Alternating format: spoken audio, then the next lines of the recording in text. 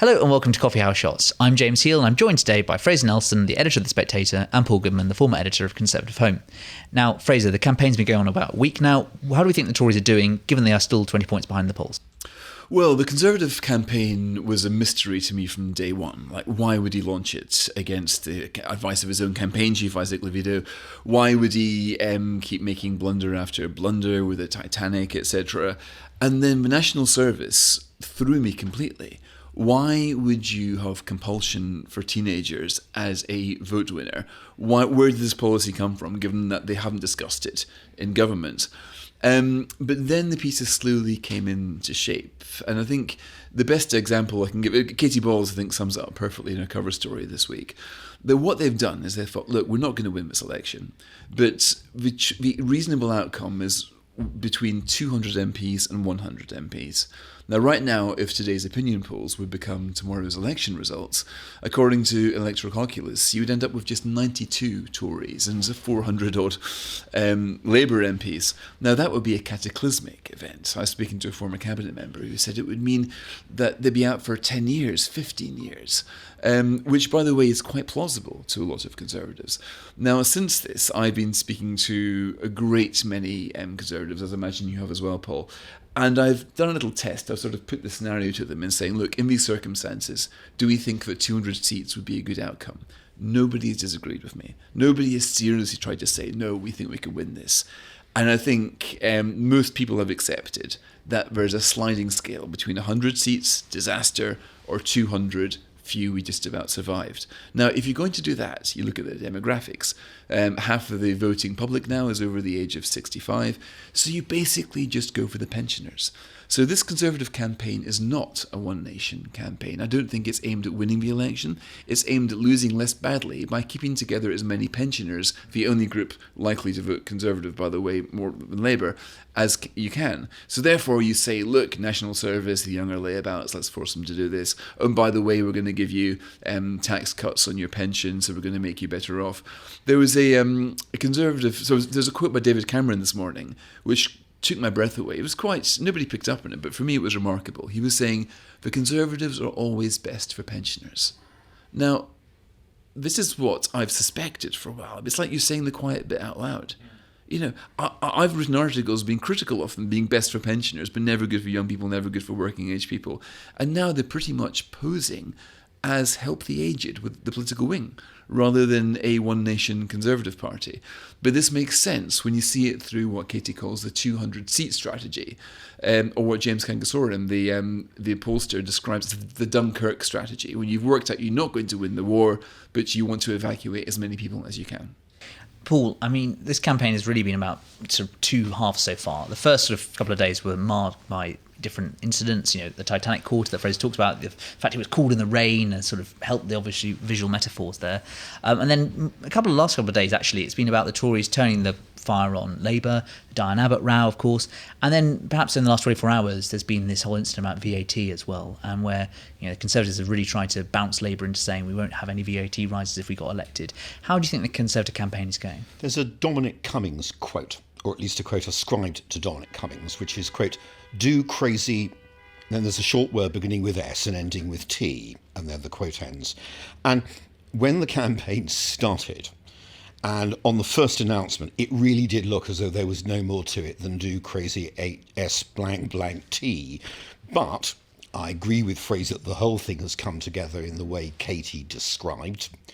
I think at first one's instinct was, why have they done this? They've made everyone tear up their diaries. They're not ready in terms of selection of candidates. Lots of Tory MPs don't like it. I think in addition to the reason Katie gave, which was get this done now before you get into really deep water over Rwanda in the courts, I think they thought only by calling an election can we possibly get a hearing. But the evidence so far from the polls is actually it's not made very much difference. Now, there is a theory around, Fraser's just quoted James Kangasoren, who we both know a bit, that the Tory vote is being underestimated in the polls a bit. Maybe that's true, but that Labour's distribution of votes cancels that out because it's more efficient. In sum, we've really yet to see that this Tory campaign for all its slogans, for all its new policies, for all it putting Labour on the back foot over VAT, so far we've yet to see it really make any difference at all. Fraser, Paul there talks about the over 65 vote and what's happening with pensioners, but also a key part of this is about reform, isn't it? How much do you think reform is going to eat into the Conservative vote share? Initially it seemed perhaps that Rishi Sunak might struggle, but now Nigel Farage has been out very much publicly making the case for reform. Well, this is the big question. We know that reform tends to get about 12% in the opinion polls. We also know that when it comes to real-life elections, even the handful of council seats it chose to fight in the locals a few weeks ago, it does considerably worse. So if reform were to get 12 to 15%, that would take a big chunk out of a Tory vote and might make it closer to 100 votes than 200. But it seems now as if the enemy the Tories are fighting for the over 65s isn't really Labour, it's reform. So that's why you are getting this national service thing. You're getting the sort of the patriotic drumbeats is being attempted here, and I think, of course, this is the only strategic advantage to an early election is that you have one before reform are really ready. Because right now, to win an election, you need canvassers, you need get out the vote operation, you need a certain apparatus, which reform has not really had the chance to develop. It's mainly an opinion poll phenomenon at the moment. So I think there's a reasonable chance of reform being a bit of a souffle when it comes down to the general election, as, by the way, Nigel Farage was in 2015, which allowed the bigger Tory majority. So when the Tories tend to do well, it's because the polls have overstated the Farage-Tice aspect, and that more of that vote folds into the Tory camp and the actual ballots than you would expect. But Tice has been quite busy, quite energetic. I think it's striking that Nigel Farage didn't stand, though, because I don't think he would have stood anywhere he thought he would lose. The fact that he's decided, and basically wrote this incredibly, if you ask me, arrogant letter saying, sorry, I've got bigger fish to fry in America. This is the guy who presents himself as the great British bulldog. If he'd have thought he could have won any single seat in the UK, he probably would have stood in it. So his decision not to stand suggests that Reform genuinely believe that they might get 10-12% of the vote, but they're not going to get a single seat. The Lib Dems, by the way, will get a smaller share of that vote, but probably about 30 to 40 seats. That's the projection anyway at the moment. Paul, Fraser there talks about Reform being sort of blindsided by this announcement. You've mentioned previously candidate selection. How do you think that is going? I wrote a blog at the beginning of the week talking about how the Conservatives had to select a candidate every 100 minutes to get enough. 160, I think, they need to fill by next Thursday. What is your sense, perhaps? You've written previously when you entered the Conservative home about what was going on in terms of candidates being selected. The next sort of 10 days or so, now actually just 7 days, how do you think that's going to go in terms of who's going to be selected? Will it be about parachutes for the kind of minority which are safe still?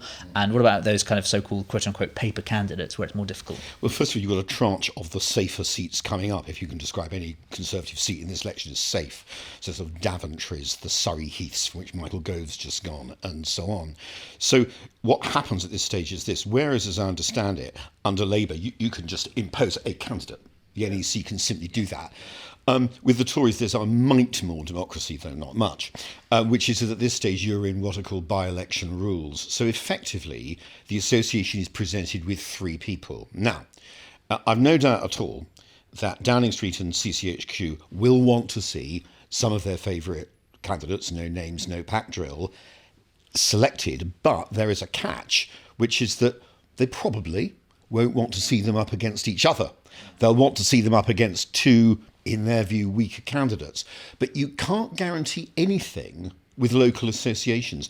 And the general trend over time, and particularly in these selections in this Parliament, has been to go local. The distrust Tory members feel, I'm afraid, in the government, and the bruising that they've had from the Boris Johnson, Liz Truss, Rishi Sunak leadership election experience, means they have gone in a lot of cases for people with local credentials, sometimes local councillors. So you've got to watch for some of the big names going up against what are apparently smaller fry, but not necessarily winning. Fraser, Paul there talks about distrust in politics, and we've talked enough about the Conservatives' mistakes in this election so far. Last 24, 48 hours or so, it's all been about Labour and what's been happening. Before we started this podcast, we were talking about how Angela Rayner has now intervened just a few hours after Darren Jones said he wasn't going to comment on the Diane Abbott situation. We've now got a shadow cabinet split on what's happened with the Diane Abbott deselection. What do you think Angela Rayner's game is here, and what do you think kind of the next 4 weeks are going to look like if Labour can't get its house together on issues like this? Well, it's a good question. I'm reminded of that scene in The Godfather right at the end where Corleone says, like, tonight I settle all my family business. And this is what Keir Starmer is doing. All of his enemies are just disappearing. Whack, whack, whack, whack, whack. And he is... so Diane Abbott has always been in this difficult list. Now, as I understand it, Starmer has always been fascinated by the emergence of the Squad in America. These are the AOC and others who... There's a newly elected congresswoman in 2018, no stature, no power, but somehow, out of nowhere, they become hugely influential and they're able to start running candidates against the Democratic leadership. Now, how is this? By what alchemy does this happen? So Starmer's a lot of looked at this and thinking, well, when a left-wing party does well, this is the real opposition. It's not really the right-wingers. It's the guys from the harder left who will come after you, and even if you put them in no position at all, they can still, by dint of it, do it themselves. So I think he's working out who can be potential troublemakers and just zapping them. So we're seeing that at the moment, and of course there is uproar over Diane Abbott because she's an icon for the Labour Party. She's the first black MP, let alone Labour MP. She's got her portrait hanging in the House of Commons. And she has got a big fan base. And I actually am going to defend Angela Rayner here. All Rayner has said is she can't see a reason why she shouldn't be an MP. Now, of course, that is not exactly no commenting, but it doesn't mean, I don't think, if Diane Abbott does apply and her application doesn't succeed in the end, as I doubt it will, if Angela Rayner would say, look, this has been a stitch-up, that would be disloyal. All she's saying is, yes, sure, she can apply. I can see circumstances where Keir Starmer might say exactly the same. I can't see any reason why she shouldn't be. But the way that he operates is all through the back channels. He's like the kind of Gollum of these back channels. He knows completely. He wins arguments and debates, Keir Starmer, not by open disputes, but by changing the system and tweaking the rules so that his opponents either find a trapdoor opens underneath them or a barricade is blocking their way. And in this way, he has used these methods to transform the Labour Party from the steaming mess it was in 2019, after Corbyn, into now a seemingly unstoppable election force. So I mean no disparagement or disrespect to Keir Starmer when I say that he is the Gollum of these procedures, that he has done an incredible job rooting out and draining the Corbynist faction from the Labour Party. And I think he is showing that he's ruthless. And look at John McDonnell. He's as completely well behaved now because he knows if he gives Starmer the slightest provocation, that'll be him gone as well. So McDonnell's saying, look, let's send F-16s to Ukraine. You know, the polar opposite. Nobody kicked off when Jeremy Corbyn left. So what we're seeing now is, I just think, the final stages of the Keir Starmer cleanup project, where he is wisely, in my view, taking steps to make sure that when he gets to Parliament and he does face what's now bound to be a Labour opposition, all the most obvious troublemakers have been dealt with before they got to the ballot box. Paul, Fraser there talks about a Labour clean-up operation. You've actually served in the parliamentary party. What do you make of all this? How important is internal dissent? Or actually, you know, I know you're a friend of the Labour Party, but is it actually probably a good thing that Keir Starmer, from his own point of view, is getting rid of these people? Of course, I never served under Starmerite discipline, and Fraser's just painted a picture of him as this kind of sort of Gollum, almost Death of Stalin sort of apparatchik, quietly pulling the strings and the levers and pushing the buttons. But I think there's another element. Do you disagree, Paul? Well, I think there's another element to it. I think he's up against time because he knows that he's never surely going to be more powerful within the Labour Party than now in the run-up to an election. With a 20-point lead. With a 20-point lead, master of all he surveys, the left doesn't want to cause him any trouble yet. He knows the moment he's Prime Minister, the manoeuvring begins. Labour ministers and MPs begin to think, the left's still there, it's making a lot of noise, it's beginning to make its presence felt. Which is why I think Rayner's comments were interesting. I'd better manoeuvre a bit and leave myself some room open. It won't be long before the first Labour MP gets up in Parliament and says, I wasn't elected as a Labour MP to follow Tory policies. That's going to happen within the first 6 months, arguably within the first 6 weeks. So Keir Starmer, I don't disagree, but he's got to get a move on and do this stuff now. And of course, with the exception of the Abbott business, which isn't resolved, all this other stuff of making him look like this kind of monster, that's great. That's exactly the image he wants to project to these floating voters in provincial constituencies in England, that he's going to be really tough and hammer the left, so he's got to get on with it while he's still got time. But I'm struck, Paul, the way that, as you say, he's got all this power. Now, he could use this power if he wants to seek a democratic mandate for welfare reform, for example. That he, in my view, he will have to reform welfare. It'll be very difficult. His party won't like it. Now, under our convention, our democracy, if you put something in the manifesto, the House of Lords won't block it as a part of the Salisbury Convention. So if you like, he's got this magic lamp which he can rub to get like as many wishes as he wants right now. So he can say, I'd like to do welfare reform, I'd like to other little things, which if he then faces opposition, he can say, look, we were all elected on a platform to do X, Y, and Z. So it could be a very effective management tool. Now, I just noticed that he doesn't seem to have any... Instead of rubbing this lamp, he's using it to pour boiling oil over his enemies. And I wonder if he'll come to regret that, or maybe he just doesn't intend to do the reforms which I perhaps wrongly think he's going to be shoved into anyway. He's not a sort of Frank Field type of politician. They are rare, who are driven by ideas and doing things. He's a classic, not very mysterious, not very hard to understand, power politician. And, he moves gradually and deliberately in phases to get what he wants. What does he want? He wants to win the election. And the really interesting thing about it is that I suppose as a Tory, I should be warning people that we're about to experience the most left-wing government in history. We've actually got no idea what he's going to do. What we do know is that every promise he's ever made, all the leadership promises he made in his leadership election, he's not kept. He was, described Jeremy Corbyn as his friend and all that. And my worry about him, it isn't exactly that he's going to be a sort of classic left-winger, although I suspect that he probably will. We've no idea what he's going to do with power once he's got it. Right, but he will have to row back on, for example, his net zero pledge. This decarbonising by 2030 simply can't be done. Now look at what happened to Hamza Yousaf when he tried to row back a net zero pledge. So there are things right now which I think Starmer should be seeking a democratic mandate for, because he's in such a good position. But when he looks at the Tories, they're not fighting him, not really.